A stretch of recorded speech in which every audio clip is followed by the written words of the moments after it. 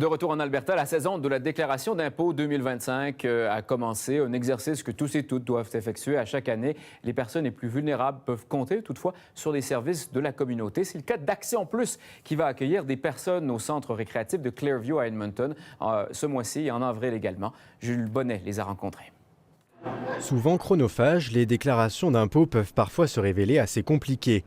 Une réalité encore plus marquée pour les nouveaux arrivants, les personnes à faible revenu ou encore les étudiants. Pour répondre à cet enjeu, les gens concernés peuvent compter sur l'organisme Action Plus.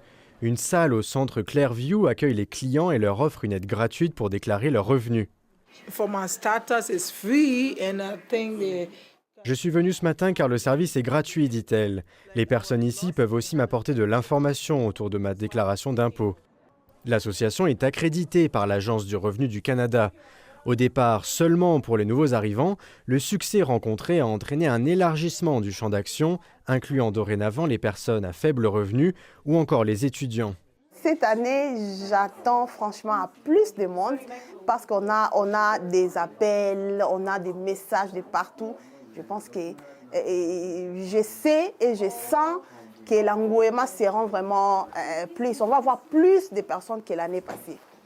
Parmi les visages qui accueilleront les clients, il y a celui de Judith. Elle est l'une des bénévoles qui permettront d'assurer un service en mars et en avril, tous les jours de la semaine, en français et en anglais. Précisément ici en Alberta, oui, on est là aussi avec on aide aussi des personnes qui parlent français, parce qu'il y a aussi certaines personnes qui aimeraient faire les taxes. L'anglais est une barrière, la langue, et on est là bilingue, on parle français et anglais, on les supporte aussi. Un service fiscal donc, bien sûr, mais qui revêt bien d'autres aspects, à la fois humains et sociaux.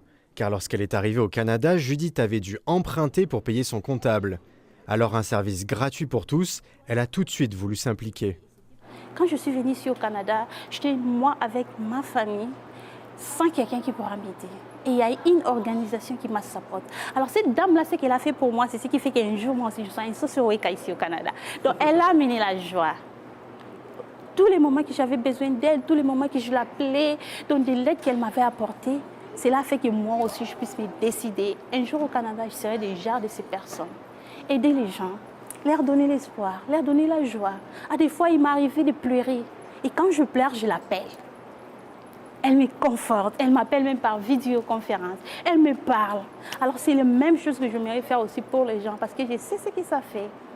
L'année dernière, c'était la première fois qu'Action Plus proposait ce service et plus de 1000 personnes étaient venues. Signe de la demande en augmentation, l'organisme cette année a fait l'appel à 11 bénévoles au lieu de 2 l'année dernière. Ici Jules Bonnet, Radio-Canada, Edmonton.